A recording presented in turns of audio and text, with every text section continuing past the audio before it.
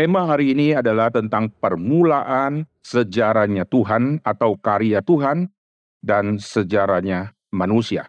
Hari ini saya akan membahas 3 repetisi tentang penciptaan yang menjadi permulaan dari semua yang ada. Yang pertama kita akan lihat yaitu penciptaan secara asli di dalam kitab Kejadian. Lalu kita akan melihat nanti ada repetisi penciptaan di dalam kitab Yohanes dan di dalam kitab Wahyu. Nah, 3 poin ini kita akan selesaikan hari ini untuk kita melihat semua proses the beginning. Mari kita lihat dulu di dalam kitab Kejadian di pasal yang pertama untuk kita mendapatkan dia punya pola, karena nanti pola ini akan direpetisi. Kejadian pasal yang pertama dimulai dari Allah. Allah yang sejati adalah Allah yang inisiatif. Dari kalimat saya ini sudah menggugurkan semua teori ilah di dalam dunia ini. Karena ilah bukan yang inisiatif. Karena ilah tidak mencipta manusia. Manusia setelah jatuh, manusia memproduksi semua ilah-ilah.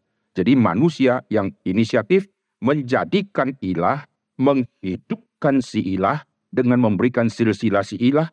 Ilah ini namanya A, punya istri namanya B, setelah menikah lahir C, lalu yang C berantem sama anak ilah yang lain, lalu bunuh-bunuhan, akhirnya satu yang mati. Nanti terjadi perselisihan lagi antara dewa yang satu dengan dewa yang lain. Manusia yang inisiatif memberikan seluruh cerita dari dewa-dewa, tapi dewa-dewanya sendiri tidak pernah mewahyukan satu buku yang ditulis menjadi patokan untuk manusia mengerti diri dari ilah itu. Pada mulanya adalah Allah, ini menjadi satu tema yang sangat penting. Di dalam ayat pertama kita sudah menemukan Allah mempunyai karakter yang sangat unik sekali, yaitu Allah pasti adalah terang. Jikalau Allah bukan terang, dia tidak mungkin bisa menciptakan terang. Nah, tema Allah adalah terang, ini sudah tersembunyi di Kejadian pasal yang pertama. Nanti kita akan melihat pola ini akan berlanjut terus dan menjadi semakin clear. Lalu apa maksudnya Tuhan mencipta dunia dengan ordo urutan dan pola seperti ini. Dan pola yang seperti kitab Kejadian ini akan nanti direpetisi dengan penjelasan yang lebih dalam sehingga manusia akan mengerti. Dari hari pertama adanya bumi, Tuhan sudah menanamkan ada prinsip teologis yang sangat mendalam. Allah pasti adalah terang. Oleh sebab itu, di hari pertama dia jadikan terang. Nah, perhatikan, di sini kita sudah melihat muncul ada 2 jenis terang. Terang pertama dari sang sumber. Allah pasti adalah terang, maka dia bisa menciptakan yang terang. Lalu nanti Kejadian pasal pertama memunculkan terang yang ketiga, yaitu benda-benda penerang. Nah, saudara perhatikan dari sumber Allah, lalu jadilah terang, lalu benda-benda penerang. Nah, ini semua bicara tentang gradasi yang sangat penting, karena Allah yang adalah terang, Allah yang dari kekekalan. Dari kekekalan sekarang terang ada di dalam dunia ciptaan. Allah yang adalah terang, yang tidak terbatas, sekarang muncul terang yang seperti tanda petik. Tidak ada batasan, padahal dia di dalam dunia ciptaan. Hari pertama jadilah terang. Hari pertama punya terang, ini adalah terang yang memberikan hidup. Oleh sebab itu hari ketiga tumbuhan itu bisa hidup, padahal hari keempat baru ada matahari. Jadi tumbuhan hidup tidak bergantung matahari. Tumbuhan bisa hidup karena ada terang dari hari yang pertama. Hari yang pertama adalah penciptaan Tuhan yang pertama, terang. Melalui terang ini kita akan melihat muncullah yang hidup yaitu tumbuhan. Nanti benda-benda penerang di hari keempat, ini benda-benda penerang ada sang sumbernya yaitu matahari. Tetapi matahari yang sang sumber sudah dibatasi oleh bentuk. Saudara lihat ini gradasi yang sangat menarik.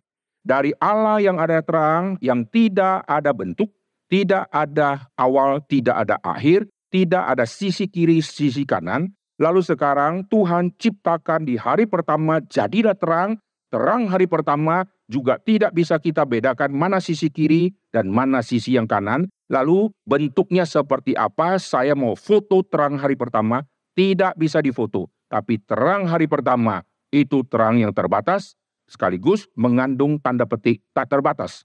Karena tidak bisa kita singkapkan dia di dalam wujud foto, saudara. Tetapi nanti di hari keempat, terang itu sudah berbentuk.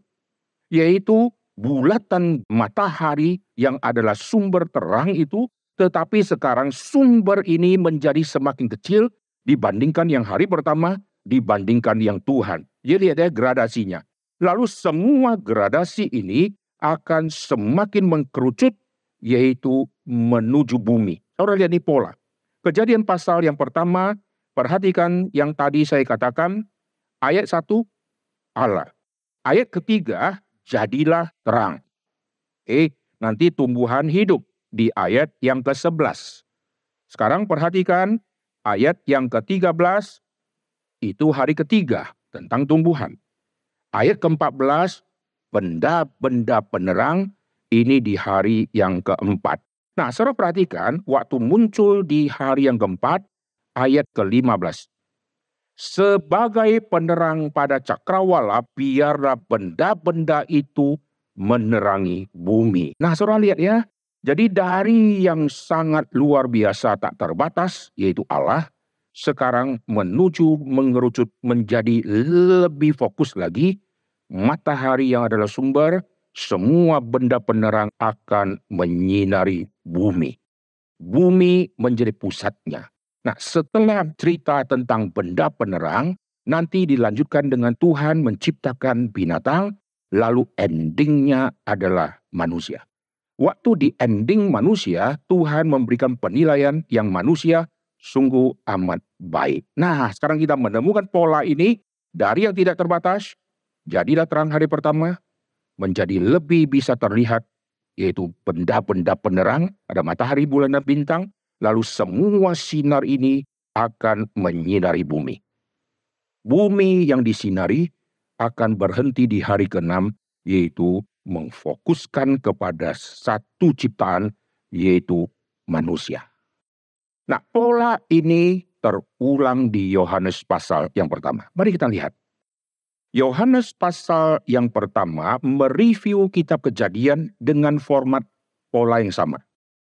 Ayat pertama Injil Yohanes dimulai dengan Allah.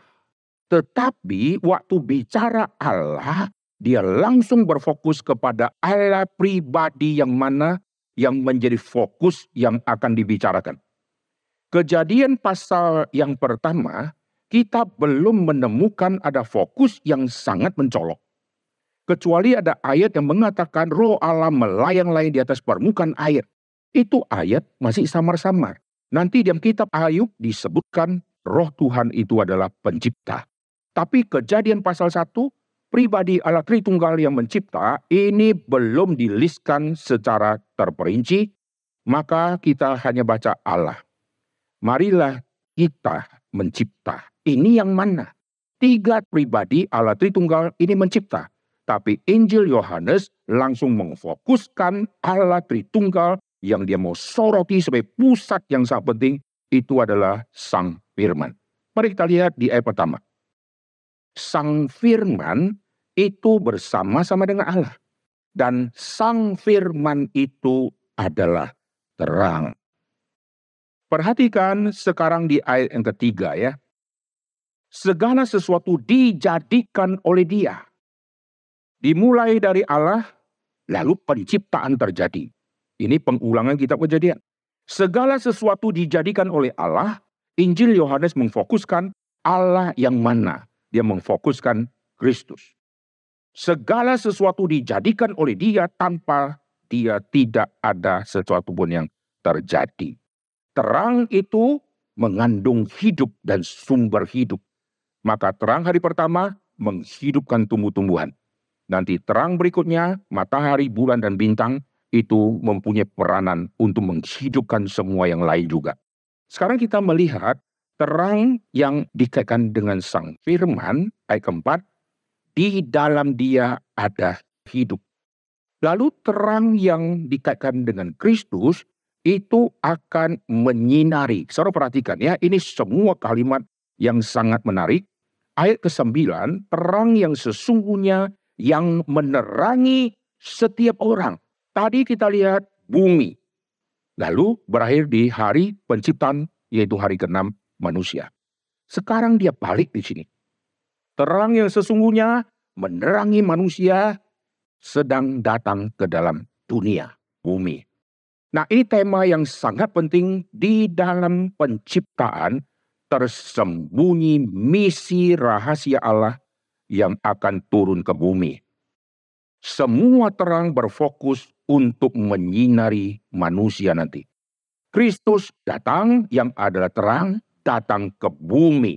Lalu fokus bumi bukan binatang, bukan semua alam ciptaan yang lain, tapi fokusnya mencari manusia yang ada di dalam gelap. Karena terang akan menerangi gelap. Oleh sebab itu, terangnya Kristus akan menerangi manusia dan manusia yang ada di bumi yang di dalam kegelapan. Mari kita lihat dulu semua pola ini, nanti saya akan jelaskan ya. Nah, di dalam Injil Yohanes ini muncul tiba-tiba ada saksi terang.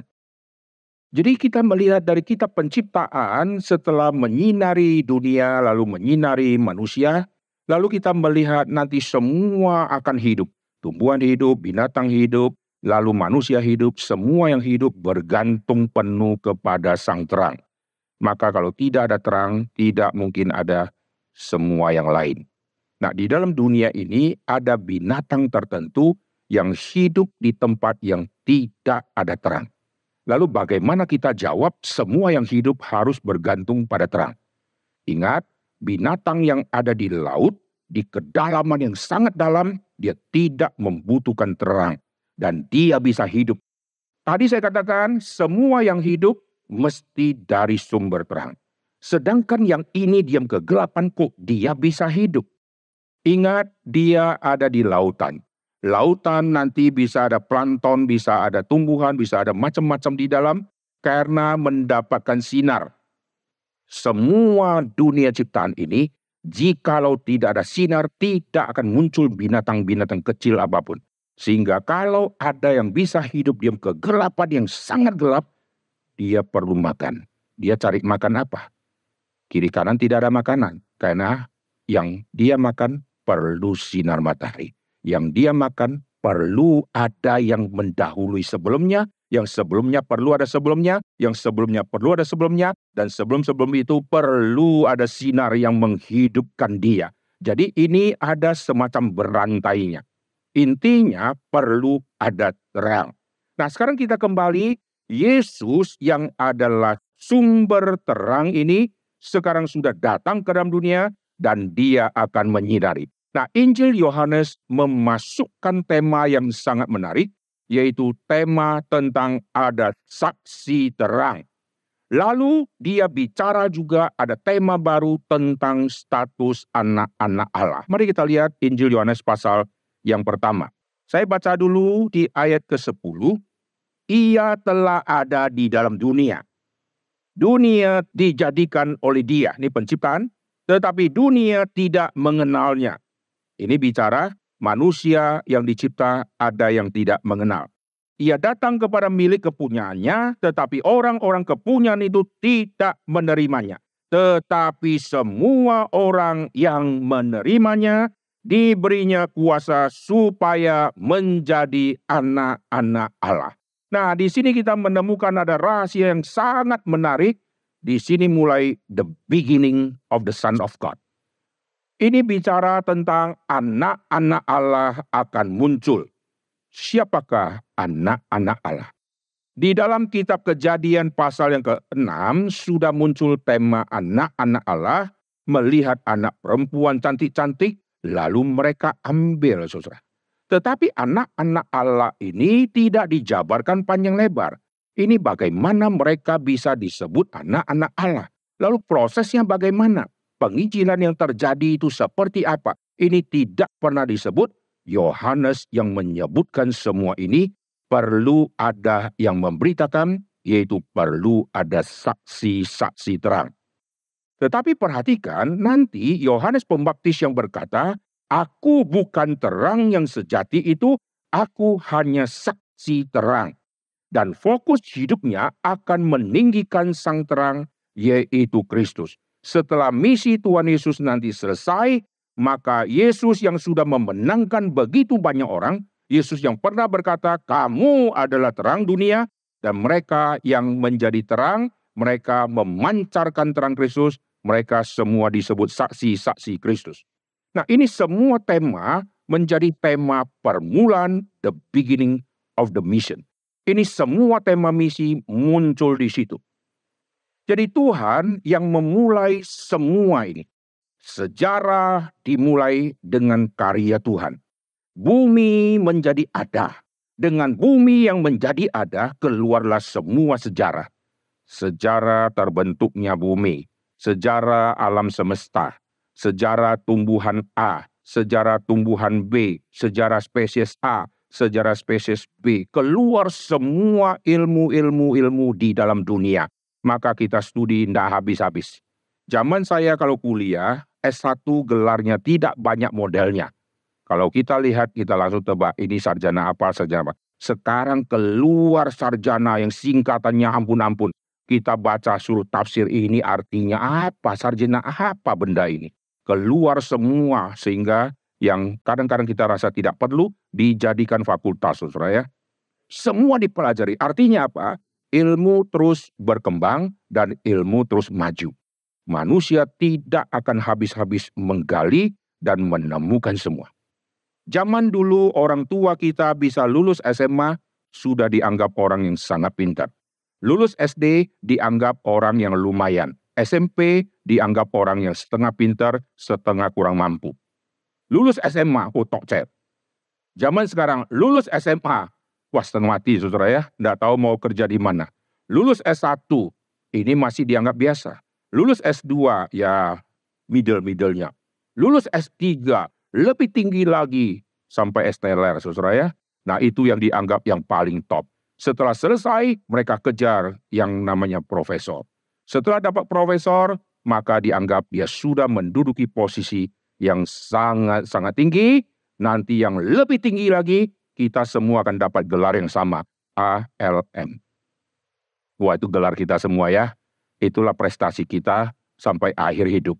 Setiap kita lulusan dari S1, S2, sampai S3, apapun, kita akan dapat ALM. Kalau yang wanita, almarhumah. Yang pria, almarhum. Saya pasti akan dapat gelar itu, dan itulah gelar di mana kita saat akhir hidup kita, yaitu saat titik akhir kita akan stop, dan kita akan mendapatkan sebutan ALM. ALM inilah yang menghentikan gelar profesor, yang menutup gelar STH, yang menutup gelar MDiv. Karena semua prestasi di dunia, semua sudah dikubur bersama pribadi yang ALM ini, saudara. Lalu kita akan bertemu dengan Tuhan di dalam dunia kekekalan, itu menjadi the beginning kita lagi. Jadi the beginning dari dunia ciptaan dimulai oleh Allah, keluar nanti semua ilmu-ilmu pengetahuan, dan keluar semua ilmu-ilmu teologia, Tuhan yang memulai semua. Keluar ilmu teologia, doktrin penciptaan, doktrin manusia dan dosa. Bagaimana manusia berdosa, lalu hidupnya menuju kemana, hanya Tuhan yang memberitahu. Manusia tidak mungkin memberitahu ending dari manusia, siapa yang akan catat riwayat dia. Hanya Tuhan yang memunculkan penulis kitab suci, yang mencatat umur manusia, nanti mati sekian, yang ini mati sekian, mati sekian. Siapa di zaman dulu yang Botaulo catat matinya orang? Ayo sekarang saudara di sini, saudara catat berapa banyak orang yang sudah mati. Tahun berapa? Tanggal berapa? Paling kita catat mama papa kita yang mati, istri kita yang mati, atau anak kita yang mati. Saudara pernah catat nggak? Tetangga kakeknya mati, tanggal berapa, bulan berapa ada? Nggak ada urusan, betul nggak? Saudara catat nggak? Orang yang mati di negara lain atau di kota lain, nggak ada urusan sama kita, betul nggak? Tetapi coba lihat, catatan kematian-kematian orang dalam kitab suci begitu banyak. Karena Tuhan yang memulai sejarah lahirnya seorang manusia dari Tuhan yang mencipta, lalu sampai berakhirnya manusia, ini di dalam kontrol sejarah Tuhan. History. Sejarah manusia menjadi berarti jikalau manusia connect sama Tuhan, sehingga sejarah manusia di bumi yang penuh dengan kegelapan, sekarang ada terang yang menyinari dan mengikuti dia. Maka hidup manusia menjadi ada makna kekekalan di dalamnya. Jikalau tidak, manusia hanya jalan seperti binatang yang bangun pagi, lalu cari makan, lalu malam dia nanti tidur. Ada binatang yang malam, waktu manusia sudah tidur, nanti binatang malam keluar cari makan. Pagi dia tidur, manusia bangun. Ini dicatat di dalam kitab Mazmur. Manusia waktu bangun pagi lalu bekerja. Sampai malam dia istirahat. Nanti binatang malam dia keluar cari mangsa. Sampai pagi dia tidur. Waktu dia tidur manusia bangun. Inilah siklus dari ciptaan, yaitu manusia dan binatang. Jikalau tidak ada Allah yang dilibatkan di dalam sejarah hidup kita. Manusia boleh hidup, silakan berprestasi, tapi kalau Tuhan tidak interupsi di dalam sejarah hidupnya, maka semua sejarah hidupnya tidak ada guna sama sekali. Musa 40 tahun di Midian. Apa yang dikerjakan selain dicatat menggembalakan kambing domba? 40 tahun hidupnya Musa hanya disimpulkan kerjaannya gembala. Hari Senin ada prestasi apa yang dikerjakan? Tidak ada. Bulan depan tidak ada. Tahun depan tidak ada. 40 tahun tidak ada. Kemana 40 tahun? Coba bayangkan, saudara sudah umur 40 tahun, lalu orang simpulkan sejarah hidup saudara. Ibu sebagai apa? Ibu rumah tangga. Coba bayangkan, 40 tahun ibu rumah tangga. Lalu ibu rumah tangga kan ada Seninnya, ada Selasanya, betul nggak? Ada Minggunya, ada Sabtunya, ada bulannya, ada tahunnya. 40 tahun ibu rumah tangga. Tidak ada prestasi apapun. Bangun tidur, ngurusin tangga, karena ibunya dia. Anak-anak itulah tangganya, saudara ya. Dia ngurusin semua tangga-tangga, saudara ya. Besok bangun, ngurusin tangga lagi. Saudara mau mati dengan tangga itu? Banyak orang menghamburkan hidupnya paling banyak urusan keluarga. Keluarga tidak habis-habis, saudara. Hari ini saya nggak bisa pelayanan, karena mau ngepel. Berapa banyak yang harus dipel? 7 lantai, Pak. Suami baru beli rumah mewah. Salah siapa lu beli rumah yang 7 lantai misalnya ya. Lalu rumahnya gedenya luar biasa. Sehingga perlu ngepelnya setengah mati. Akhirnya mesti keluarkan uang lebih untuk gaji pembantu. Padahal rumah yang besar kita nikmati. Coba pasang CCTV. Lalu setelah 1 bulan langkah kaki kita. Paling rumah, toilet, kasur. Balik ke garasi, ke mobil, balik. Itu rute kita, saudara. Lantai kalau dikasih kapur, dikasih bedak, lihat jejak kaki kita kemana. Bolak-balik di situ saja. Ada titik yang lain yang kita nggak pernah injakkan, saudara. Apa ya, rumahnya begitu besar dengan tingkat yang begitu banyak. Lantai yang paling atas, mungkin jejak kaki pembantu saja yang naik, saudara. Kita banyak hidup di dunia, merepotkan diri sendiri, dan menyusahkan diri sendiri. Saya lihat perang Israel sama Hamas, ada satu yang saya kagum, saudara. Adakah tentara-tentara Israel bawa teh botol di sini, bontot makan, bontot itu? Tidak ada loh. Lalu Hamas itu loh, mereka di bawah itu rumput di atas tidak hidup. Tidak ada buah apel dengan ada pohon di atas, kering kerontang. Lalu bisa tahan sandera sampai ratusan. Kasih makan apa itu? Oke, ada menu makanan, tapi perlu masak. Itu perlu dapur berapa besar, saudara? Ayo ibu-ibu ngurusin anak 5. Baru selesai sarapan. Mesti siapkan untuk makan siang. Betul gak? Habis makan siang harus makan malam. Bayangkan. Baru mau pegang senjata. Harus masak lagi, saudara ya. Repot. Itu ngurus makan sendiri setengah mati. Apa yang ngurus makan untuk sandera. Kok bisa hidup? Dari situ saya menemukan. Hidup manusia sebetulnya sangat simpel. Amin. Tidur di bawah kolong-kolong. Gak tahu kasurnya kayak apa. Waktu diselidiki, ditemukan tempat berkumpul mereka, tempat istirahat mereka, sederhana luar biasa. Tapi kok bisa hidup perang lagi? Angkat senjata itu berat, saudara. Wah, saya lagi menunggu ada teroris yang angkat gitu. Karena sudah kurang makan. Tidak ada lu. Semangat. Bisa ambil. Siap. Apa ini? Ini tenaga mereka kok bisa sampai begini. Lalu tentara Israel juga lari. Udah lari belakang itu. Bontoknya itu benda-benda. Bom lah. Apa banyaknya luar biasa. Kita tidak bawa apa-apa. Naik dari kereta lantai 1 ke 2. Lemak cunyuk banyak benar, saudara ya. Kenapa? Karena kurang gerak. Suruh pelayanan jauh. Suruh pelayanan panas. Nanti kena panas sedikit, muka merah semua, kulit terkelupas semua. Itu sayang ya. Nah, sejarah dunia itu terus akan bergerak. Binatang terus silih berganti, manusia terus silih berganti. Keturunan yang satu datang, keturunan yang lain kelak akan datang. Yang sudah datang harus pergi. Yang baru datang, tunggu saja dia juga harus pergi. Semua sejarah manusia satu pergi, tetapi berapa banyak orang yang ada terang Tuhan yang menyertai, sehingga hidup dia bermakna kekekalan. Coba buka film Kolosal di YouTube. Bukalah semua film-film jadul. Lihat ada orang-orang yang berdagang, abang-abang beca, supir-supir angkot yang muncul di dalam rekaman semua. Coba bayangkan, hari itu kita hadir di situ dan kita duduk di angkotnya. Oke? Setelah itu sekarang kita sudah tiada. Sejarah mana yang catat riwayat hidup kita? Sumbangsi apa saya diam dunia kekekalan? Hampir tidak pernah ada sama sekali. Maka sejarah akan menghapus nama kita.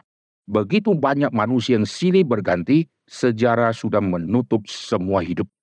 Tapi ada yang sejarah tidak mungkin hapus. Karena ada kekekalan di dalam diri orang tersebut. Karena Tuhan yang kekal menghidupkan manusia yang akan mati itu dengan memberikan ada terang yang menyertai. Sehingga hidup dia menjadi bermakna kekekalan. Amin. Amin tidak? Tadi kita lihat KOR. Mereka latihan KOR capek enggak? Perlu waktu kan? Bayangkan, ada 2 ibu misalnya. Satu yang ikut latihan, akhirnya pentas. Satu tetap tidak mau ikut, karena tangga kebanyakan di rumah. Ngurusin karena ibu rumah tangga. Sama-sama 2 ibu, yang satu ngurusin tangga, yang satu bisa nyanyi. Mana yang lebih bagus? Emangnya yang nyanyi nggak ngurusin tangga? Ayo. Hah? Rumah semua dibobok habis. Nggak diurusin lagi. Pokoknya rumahnya cuma 1 kasur untuk dia tidur saja. Pasti pulang juga masak, betul nggak? Lalu pulang juga ngepel, pulang juga cuci baju. Semua mereka juga kerjakan rutinitas seorang ibu, tetapi ada yang atur waktu, nanti bisa nyanyi. Ada yang tidak atur waktu, berpuluh tahun, siul pun fales. Sekarang kita kembali ya, penciptaan yang orisinil di hari penciptaan, kitab Kejadian. Repetisi penciptaan muncul di Yohanes. Yohanes pasal pertama waktu memunculkan repetisi, dia memfokuskan Kristus sang sumber terang, lalu sang sumber terang akan menyinari sampai ke paling bawah, masuk ke bumi, masuk ke hati manusia, maka nanti muncul saksi-saksi terang, dan setelah dimunculin, semua saksi-saksi terang, lalu disebut ada sejarah munculnya anak-anak Allah. Mari kita lihat Injil Yohanes di pasal yang pertama. Yohanes pasal yang pertama, lihat di ayat ke-12. Tetapi semua orang yang menerimanya, diberinya kuasa supaya menjadi anak-anak Allah. Sejarah hidup saya dimulai dari ada papa dan mama saya yang pernah menikah. Lalu setelah itu mama hamil saya dan saya mulai bersejarah. Yaitu ada lahirnya saya tanggal berapa, lalu ada umur janin saya sudah berapa. Sejarah sudah ada, tetapi sejarah saya hanya diingat oleh mama dan papa kalau mereka ingat waktu tanggal berapa mulai hamil yang pertama. Lalu setelah 1 minggu saya sudah berapa besar. Hanya orang tua yang tahu. Tapi zaman dulu tidak ada USG. Maka sejarah saya diam janin hampir tidak pernah ada yang tahu. Pokoknya tiba-tiba perut mama sudah gede. Lalu sekarang saatnya akan melahirkan. Dan sejarah saya mulai betul-betul akan dicatat. Dilihat dari hari saya keluar dari dalam kandungan. Itu pun sering tidak akurat, karena jam di rumah sakit bersalin sudah lambat 15 menit. Misalnya ya, maka yang dilihat jam itu, lalu dicatat jam 15.03 lahir, padahal jam itu telat 15 menit. Jadi kalau dilihat secara menit dan detik, kita tidak akurat. Tetapi intinya saya punya mulai sejarah ada di bumi, itu mulai dicatat. Maka catatan ini terus akan ada. Orang tidak catat atau mama tidak catat, tetapi saya akan mengingatnya. Saya sekarang sudah umur 1, saya umur 2, mama ingatkan saya tanggal lahir saya berapa. Lalu mama bantu ingat, lalu satu persatu bantu ingat-ingat, akhirnya menjadi memori yang terekam. Saya lahir tahun berapa, mati tahun berapa, tidak pernah tahu. Sampai nanti akhirnya saya mati, maka sejarah munculnya saya ditutup dengan sejarah berakhirnya saya. Sejarah saya jadi janin tidak pernah ditulis, betul nggak? Karena tidak ada yang catat, saudara. Maka lihat, sejarah dunia hanya mencatat yang terlihat. Apa yang terlihat? Yaitu saya mulai muncul. Lalu akan mencatat sampai berakhirnya saya setelah terlihat akan menjadi tidak terlihat. Karena akan dimasukkan ke dalam debu tanah atau dikremasi atau dikubur, maka berakhir berhenti. Dimulai dengan saya mulai muncul, diakhiri dengan saya akan pergi. Itulah sejarah hidup kita. Hanya Tuhan yang mencatat sejarah di dalam kandungan. Wah, ini menarik, saudara. Sebelum aku dilahirkan, Tuhan sudah menenun aku di dalam kandungan ibuku. Dalam kandungan, dalam dosa, aku nanti akan diperanakan, saudara. Oh, Tuhan sudah menetapkan aku jauh-jauh hari sebelum dunia diciptakan. Jadi yang lolos dari sejarah, Tuhan yang sumber sejarah memunculkan sejarah hidup kita. Sejarah hidup saya dimulai dari Tuhan yang sudah menetapkan saya, yaitu Tuhan sudah memilih saya sebelum dunia dijadikan. Lalu di dalam kandungan aku dibentuk oleh Tuhan, dan Tuhan memunculkan kalimat dalam kitab suci, ada yang dari dalam kandungan sudah dipersiapkan kelak menjadi nabinya Tuhan. Lalu sejarah tidak akan bisa mencatat lagi setelah manusia masuk ke dalam debu tanah atau kuburan itu, tapi Tuhan yang melanjutkan. Nanti di sana akan terjadi apa? Puji Tuhan, saudara. Jikalau hidup kita hanya seperti dunia yang ada awal, lalu berakhir di makam, hidup kita akan dihapus oleh sejarah. Saudara pilih yang mana? Mau nama saudara, pelayanan saudara membekas di bumi. Jejak kaki saudara tidak terhapus di bumi. Di Amerika, di tempat tertentu, ada jejak-jejak kaki tokoh-tokoh hebat yang orisinil kaki mereka. Itu tidak akan dihapus oleh manusia dan tidak bisa dihapus. Kecuali orang hancurkan dengan bom atau mereka hancurkan lantainya, maka hilanglah sudah. Tapi itu jejak kaki manusia yang adalah jejak kaki orang-orang top. Kaki kita tidak bakalan akan berjejak di sana, betul nggak? Semua kaki kita tidak mungkin berjejak di situ karena manusia yang menilai jejak kaki siapa yang boleh ada di daerah sana berdasarkan prestasi hidupmu di bumi itu sebagai apa? Kamu aktor hebat, jejak kakimu ada. Lalu kamu punya sejarah, ini bisa mendapatkan satu Nobel Prize yang luar biasa. Oke, memenuhi syarat, jejak kakimu ada di situ.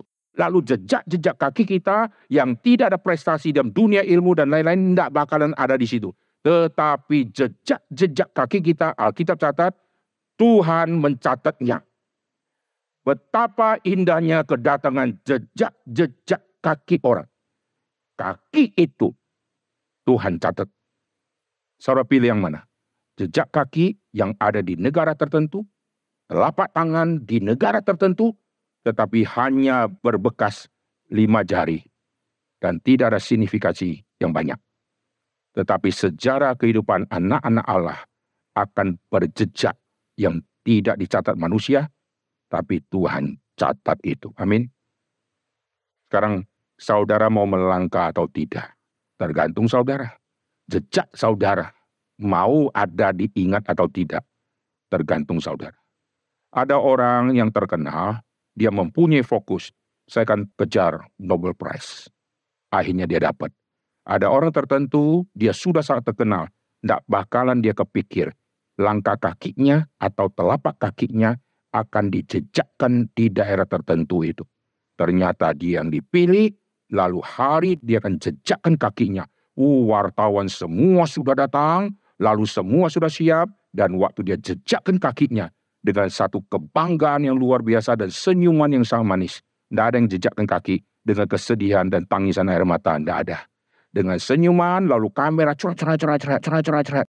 Tapi jejak-jejak kaki orang melayani.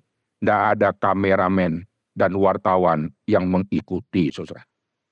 Manusia lebih mengejar yang ada kameranya. Manusia lebih mengejar yang ada medsos, yang ada popularitasnya. Tetapi manusia kurang mengejar yang tidak diliput wartawan, tapi diliput oleh Tuhan. Jikalau hidup kita tidak ada perubahan, maka 2023 kita akan tutup seperti kita tutup tahun-tahun sebelumnya. Jikalau hidup kita ada perubahan, kita tutup dengan kemenangan. Dan tahun depan kita akan atur jejak-jejak kaki kita yang berharga di mata Tuhan itu. Tidak ada satupun yang bisa hapus, karena Tuhan akan mengingatnya. Amin. Siapa yang bisa hapus memori Tuhan? Handphone kita sudah jadul dan ngeheng. Kita format ulang. Semua memori apapun di dalam kita bantai habis. Laptop kita ngeheng, kita reset ke factory itu setting. Begitu sudah reset, semua dibersihkan, habis total. Sekarang jejak-jejak kita yang melayani. Manusia mau hapus, sejarah bisa hapus, tapi Tuhan ingat di dalam dunia kekekalan. Amin. Saudara pilih yang mana? Coba review hidup kita, berpuluh-puluh tahun kita sudah lewati sampai hari ini. Tuhan, berapa banyak jejakku, kakiku, dan telapak tanganku di dalam tangan Tuhan. Ada berapa jejak yang Tuhan ingat? Coba pikir ya, setelah itu baru kita tahu, Tuhan, saya akan menutup tahun ini dengan melupakan semua yang ini. Lalu sekarang saya akan mulai yang baru. Kejar prestasi rohani. Amin. Dunia mengejar prestasi. Anak-anak kita tuntut untuk berprestasi. Anak sekolah setelah pulang, yang saudara tanya apa? Hari ini ujian bisa tidak?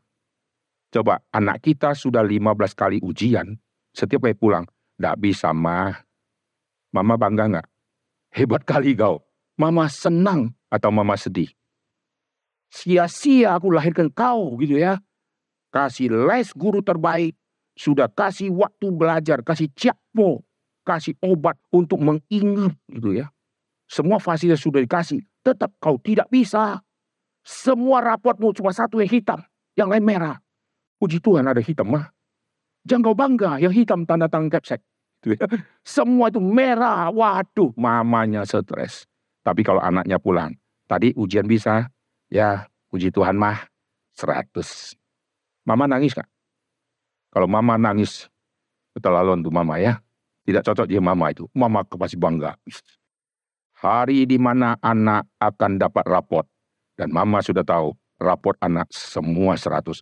Mama ke sekolah dengan minder atau dengan gagah perkasa, saudara. Gimana menurut ibu tentang dia?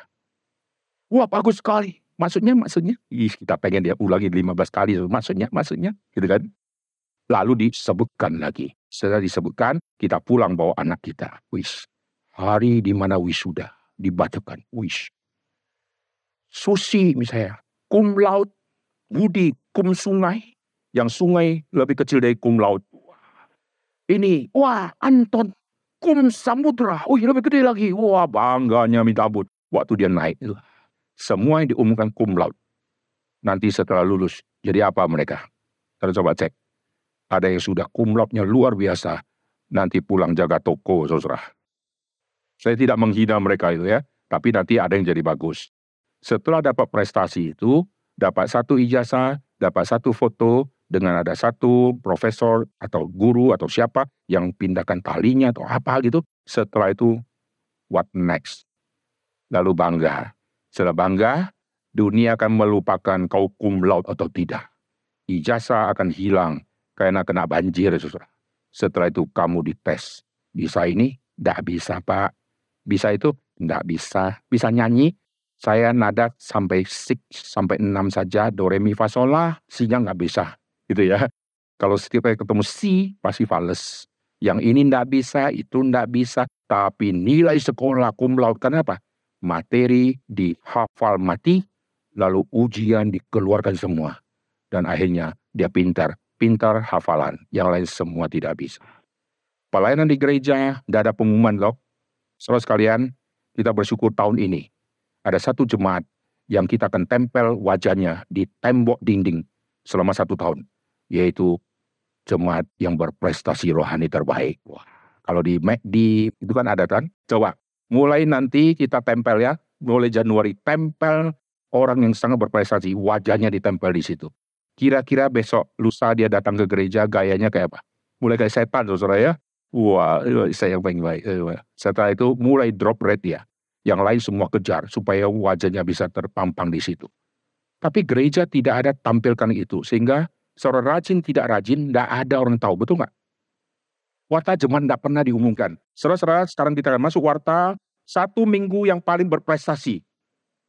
Nanti minggu depan warta berikutnya. Minggu yang ini yang sangat berprestasi, tidak pernah diumumkan, saudara. Sehingga yang malas tetap aman, yang rajin tidak pernah dipuji, yang malas tidak pernah disanjung-sanjung, hanya semua sama. Nah, saat itulah kita akan menilai siapa itu siapa, saudara. Sekarang kita kembali ya. Yohanes Pembaptis, dia saksi terang. Hidup Yohanes Pembaptis sekarang bermakna. Zakaria itu ayah Yohanes Pembaptis. Zakaria punya hidup. Dari kecil ngapain tidak ada yang tahu. Lalu setelah jadi imam, hari pertama jadi imam, tidak ada yang tahu. Mulai sejarah dia dicatat berhubungan dengan kelahiran Yohanes Pembaptis. Dan waktu sejarah cerita tentang dirinya dicatat, yaitu sejarah tidak ada iman. Dan Tuhan hukum dia bisu. Setelah bisu dia diselesaikan, dia keluarkan nyanyian pujian Zakaria. Oh puji Tuhan, ada sesuatu yang dia tinggalkan di bumi. Jikalau tidak, hidupnya berakhir di bisu dan bisa ngomong lagi. Lalu punya anak baby, yaitu Yohanes Pembaptis. Selesailah hidupnya. Tapi puji Tuhan, yang Zakaria hidup dari kecil, tidak pernah dicatat sumbangsinya apa, tapi diakhiri dengan nyanyian pujian Zakaria yang dikhotbahkan orang sepanjang zaman. Masih lumayan, saudara. Lalu bagaimana Yohanes Pembaptis? Yohanes Pembaptis waktu sebelum dilahirkan. Sejarah tidak bisa catat di dalam janin apa yang terjadi. Alkitab catat apa? Tentang Yohanes Pembaptis. Dia sudah dipenuhi Roh Kudus di dalam kandungan. Itu sejarah pasti lolos mencatat bagian itu. Tapi Tuhan catat sejarah ini. Dia sudah dipenuhi Roh Kudus di dalam kandungan. Lalu Elizabeth punya bayi itu, kandungan itu melonjak-lonjak. Sejarah nggak akan catat. Bayi lonjak-lonjak ya udah nggak usah dicatat, nggak ada signifikansi. Tapi ini melonjak-lonjak. Dan Elizabeth yang muncul dalam kitab suci, ada kalimat-kalimat penting dia yang dicatat dalam kitab suci. Sisanya Elizabeth waktu muda ngapain, nggak ada satupun yang tahu. Hidupnya apa, nggak ada satupun yang tahu. Puji Tuhan akhir hidupnya. Masih kita pernah lihat, pernah berkata, siapakah aku ini? Sehingga ibu Tuhanku datang mengunjungi aku. Oh puji Tuhan, ada kalimat yang agung. Sehingga sampai akhir hidupnya, ada kalimat penting yang ditinggalkan di dalam sejarah. Dan Tuhan ingat kalimat ini. Puji Tuhan ya. Kalau 3 minggu lagi saudara mati, apa yang saudara sudah tinggalkan di bumi? Coba review. Baru kita sadar Tuhan. Sebetulnya saya tidak siap ketemu Tuhan. Ada orang begitu yakin ya. Kalau Tuhan panggil saya besok, saya sudah siap. Wih, ngeri saudara. Saudara sudah siap? Apa artinya sudah siap? Saya sudah siap karena saya sudah terima Yesus. Itu bukan sudah siap karena sudah terima Yesus. Kau sudah siap menghadap tata pengadilan Tuhan? Ku kasih kau 5 talenta. Kau lipat gandakan tidak? Ku kasih kau hidup 24 jam dengan temanmu 24 jam. Kenapa yang ini menghasilkan begitu banyak? Kenapa kau tidak hasilkan apa-apa? Saudara berani menghadap tata pengadilan Tuhan? Mengerikan, saudara. Hati-hati kalau saudara bilang saya sudah siap. Definisi siap karena saya sudah terima Yesus. Bagi saya itu belum cukup.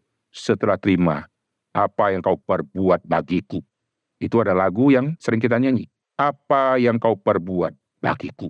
Waktu Tuhan tanya, baru kita tundukkan kepala. Belum ada Tuhan. Kalau begitu, mengapa kau bilang kau siap? Coba lihat pembantu-pembantu di rumah kita yang sudah 10 tahun bekerja. Dan selama 10 tahun, si majikan ada di luar negeri, lalu sekarang si majikan hari pertama dia pulang. Pembantu-pembantu yang siap menghadap si Tuhan adalah yang kerjaannya beres. Yang tidak beres, takut ditanya oleh Tuhan. 10 tahun kau kerjanya apa? Coba listkan yang kau kerjakan. Bangun, sikat gigi, cuci muka. Bukan itu yang ku maksud. Catat lagi. Saya susun-susun meja. Bukan itu yang ku maksud. Apa prestasi yang kau sudah kerjakan dengan gaji segini, saudara? Wah, mengerikan, saudara. Kita jadi hamba Tuhan juga setengah mati, saudara. Dulu Pak Tong pernah katakan, jikalau saya terima gaji A, tapi yang saya kerjakan tidak sesuai dengan gaji, saya tidak layak terima gaji itu. Wah, dulu Pak Tong keluarkan kalimat itu. Kalimat itu saya ingat terus sampai hari ini. Saudara sudah dikasih berkat oleh Tuhan. Bisnis begitu lancar, omset begitu banyak. Layakkah aku terima begitu banyak upah dari Tuhan? Lalu untuk pelayanan, saya off sama sekali. Lalu saya menutup semua kelemahanku. Nah masalah, bukankah kerja juga pelayanan? Kalau kerja juga pelayanan, mari kita ikut kerja bagi Tuhan. Yang itu dia nggak mau. Kerja itu juga pelayanan. Artinya saya kerja di pabrikku, itu punyamu. Karena omsetnya punyamu. Coba kerja di rumah Tuhan. Itu juga kerja, betul nggak? Selalu orang bilang, kalau pelayanan itu di rumah Tuhan. Kalau saya kerja itu di dunia bisnis. Kerjakan pelayanan. Betul, kerja pelayanan. Mari kita kerja buat Tuhan. Begitu sebut kerja buat Tuhan. Bukan, itu pelayanan. Nah, kalau pelayanan, ya itu lain. Ini saya kerja. Kerja ini sudah bagian pelayanan. Pelayanan, ya sudah pasti pelayanan. Ingat, pelayanan juga kerja. Setuju? Maka kita melihat semua yang namanya pelayanan. Itu lebih berat daripada orang yang bekerja. Bisnismen mana di zaman Tuhan Yesus yang lebih sibuk dari Yesus? Pelayanan siapa di zaman Tuhan Yesus? Dari mahkamah agama, siapa orang yang paling rajin dibandingkan dengan Tuhan Yesus? Bapakku bekerja sampai hari ini. Aku pun bekerja. Jadi saudara yang kira, aku di rumah saja, kerja di rumah. Ini sudah pelayanan. Yang kerja pelayanan yang paling penting yang kita suci.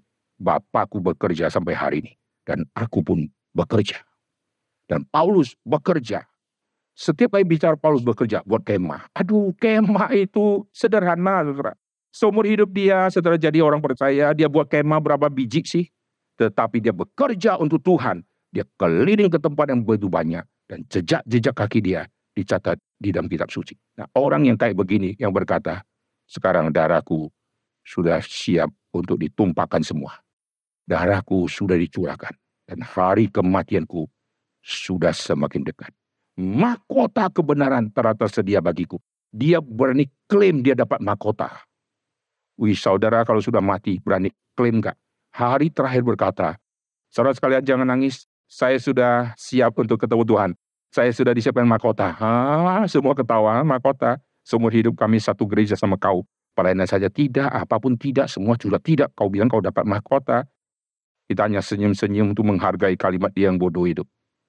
Tapi dalam hati kita doakan dia, Tuhan, beri dia pertobatan. Sudah mau mati, masih sombong. Sudah tidak kerja apa-apa, masih berkata, mahkota kebenaran sudah disiapkan bagiku. Oke, sekarang kita akan kaitkan dengan poin yang ketiga ya. Penciptaan, ini sumbernya di kitab Kejadian. Repetisi di Yohanes pasal 1.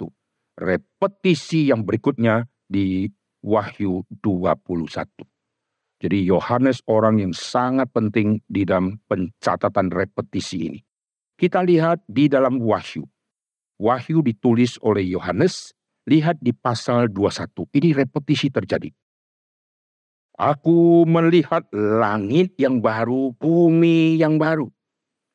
Langit pertama, bumi pertama. Ini penciptaan, saudara ya. Yang dulu sudah dicipta, sudah berlalu. Yang dulu ada samudra raya menutupi. Tuhan pisahkan wilayah air disebut laut. Wilayah kering disebut darat. Penciptaan direpetisi di Wahyu 21. Laut pun tidak ada lagi. Lalu kita lihat repetisi penciptaan di dalam kalimat. Kita lihat di pasal yang ke-21 di ayat 23. Coba lihat. Kota itu tidak memerlukan matahari. Penciptaan, ini tema penciptaan. Tidak perlu bulan, ini hari keempat penciptaan. Bulan bintang menyinari, ini semua sudah tidak perlu. Kemuliaan Allah menerangi. Anak domba itu adalah lampunya, saudara ya. Sekarang lihat ayat 25. Gelap gulita menutupi samudra raya. Sekarang ayat 25. Pintu-pintu gerbangnya tidak akan ditutup pada siang hari, sebab malam tidak akan ada lagi di sana. Tidak ada gelap lagi, tidak ada malam. Tidak ada jadilah petang, jadilah pagi. Dari petang menuju malam. Malam menuju dini hari, lalu pagi. Tidak ada malam lagi. Kalau malam tidak ada, petang pun tidak ada lagi. Lalu perhatikan repetisi ini di pasal 22. Ayat ke-5. Malam tidak akan ada lagi. Lalu Tuhan Allah akan menerangi mereka. Nah, saudara lihat kembali seperti zaman penciptaan. Tadi yang Yohanes terang, itu Allah adalah terang. Tapi Kristus yang adalah fokusnya. Sekarang lihat pasal 21 ayat ke-23. Anak domba ini fokus terang itu. Jadi saudara lihat tangan saya. Allah adalah terang. Injil Yohanes fokuskan Yesus. Oke. Wahyu, dia bicara terang itu Yesus, lalu terang itu adalah Allah. Dia kembali lagi ke yang pertama. Pasal 21, dia bicara tentang terang, yaitu anak domba lampunya. Pasal 22, ayat ke-5, malam tidak ada, Tuhan Allah akan menerangi mereka. Kembali kepada posisi yang semula. Jadi misi Kristus yang ada terang, akan selesai di bumi, lalu Kristus akan menjadi terang dan terus terang di dalam kekekalan dan dia itu lampunya. Dan kembali kepada sumber tadi, Allah adalah terang. Tuhan akan menerangi. Sekarang kita lihat diam 1 Yohanes, ini hanya Yohanes yang catat semua rahasia yang menarik ini. 1 Yohanes kita akan lihat Allah adalah terang di pasal yang pertama, ayat yang ke-5. Dan inilah berita yang telah kami dengar dari dia dan yang kami sampaikan kepada kamu, Allah adalah terang. Di dalam dia sama sekali tidak ada kegelapan. Nah, sampai kepada zaman Wahyu, gelap pun tidak ada, laut pun tidak ada. Apakah di surga bicara laut sama tidak ada laut? Itu sesuatu yang penting? Itu sesuatu yang sangat penting. Di dalam dunia ada laut. Maka nanti Tuhan waktu menciptakan binatang-binatang di laut, di dalam terjemahan bahasa Inggris disebut sea monster. Monster-monster laut. Apakah monster-monster laut itu sesuatu yang perlu dicantumkan di situ? Itu perlu. Karena orang zaman dulu mengerti dunia laut ini dunia kegelapan. Dunia setan ada di situ. Gelap yang luar biasa, yang mengerikan. Sehingga tidak ada satupun yang bisa menaklukkan laut itu. Air itu begitu mengerikan. Tidak ada satupun yang bisa menaklukkan. Maka nanti Tuhan taruh Batra di atas air bah. Tuhan bersemayam di atas air bah. Laut, kau hebat, silakan taklukkan Batra. Batra tidak mungkin kau tenggelamkan. Yang lain kau bisa tenggelamkan. Batra kau tidak bisa tenggelamkan. Roh Allah melayang-layang di atas permukaan air. Silakan kau samudra raya, makin tinggi airmu. Roh Allah tetap ada di atas. Tuhan ada di atas air bah. Sampai ke PP, Yesus berjalan di atas air. Ini semua tindakan Tuhan untuk menyatakan Allah Tritunggal ada di atas air. Ada di atas laut, Allah ada di atas air Danau Galilea. Yesus berjalan di atas air. Sampai kepada Wahyu, langit pertama sudah tidak ada, sekarang langit dan bumi yang baru, tidak ada laut lagi, tidak ada malam lagi, artinya tidak ada kuasa kegelapan lagi, di situ terang selama-lamanya.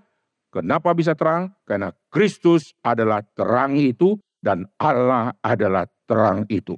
Maka kita lihat the beginning of history manusia, dimulai dari penciptaan, the beginning of the sons of God, ditulis di Yohanes pasal yang pertama, diberi kuasa menjadi anak-anak Allah, lalu the beginning of the eternity untuk kita nanti semua kumpul di situ, itu dicatat dalam kitab Wahyu, ada langit dan bumi yang baru, dan kita masuk ke situ, tapi sudah masuk dalam dunia penciptaan yang lain, yang beda dengan yang bumi. Mari kita lihat di Wahyu pasal ke-21.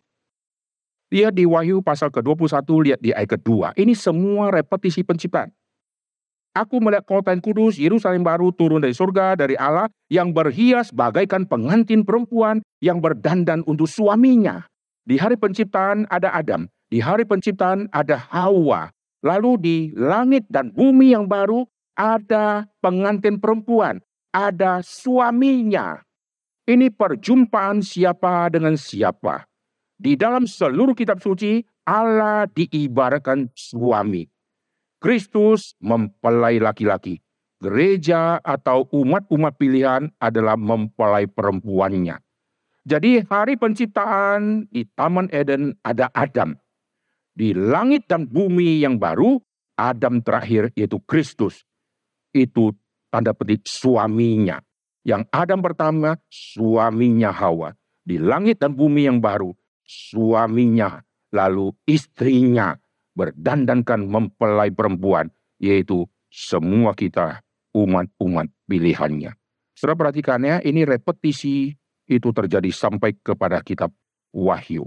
Oke, kita lanjut sekarang. Perhatikan di ayat yang keempat.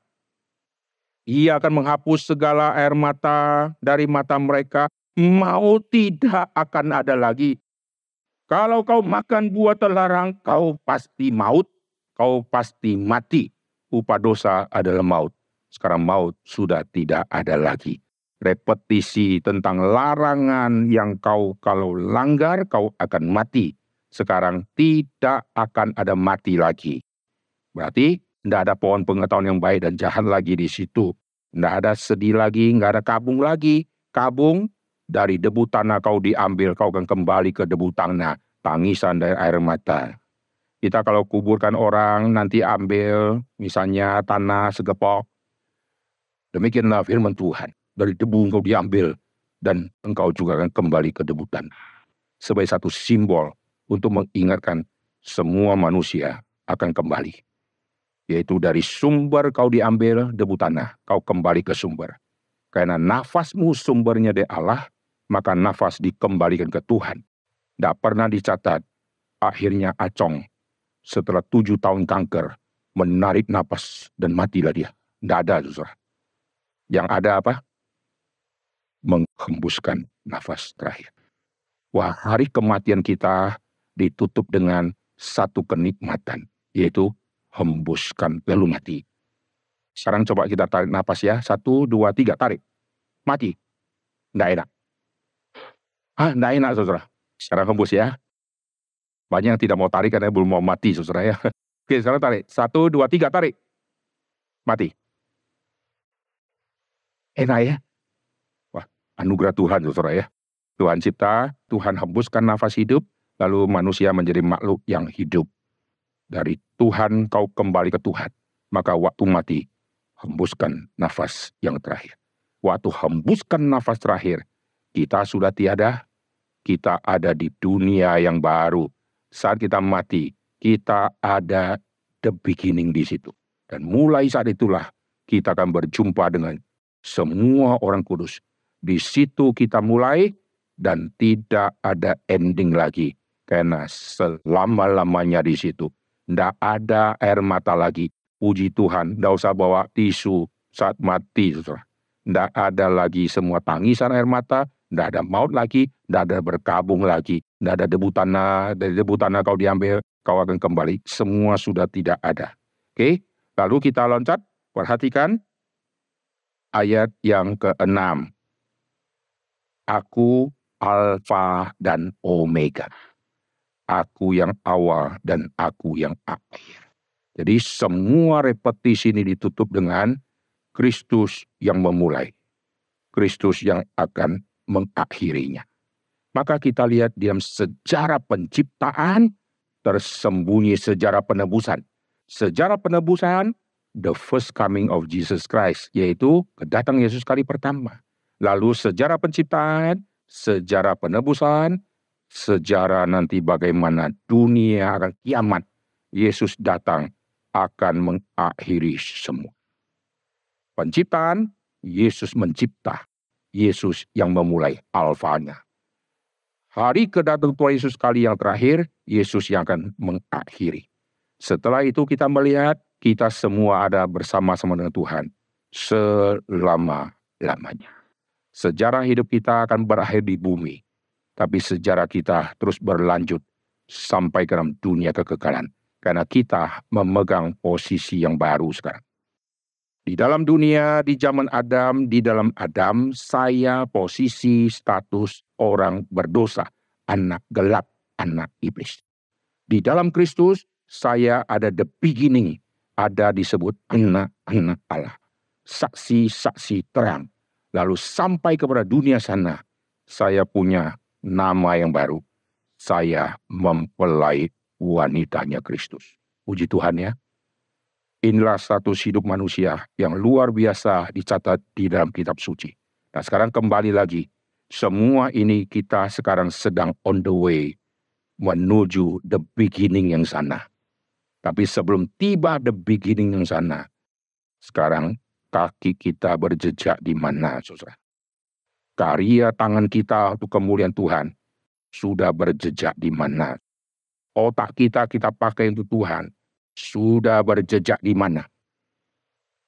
Kenapa Abraham Tuhan panggil kembali dari Haran untuk menuju ke tanah perjanjian? Karena papanya menghambat semua misi ini. Maka mesti tunggu papanya mati.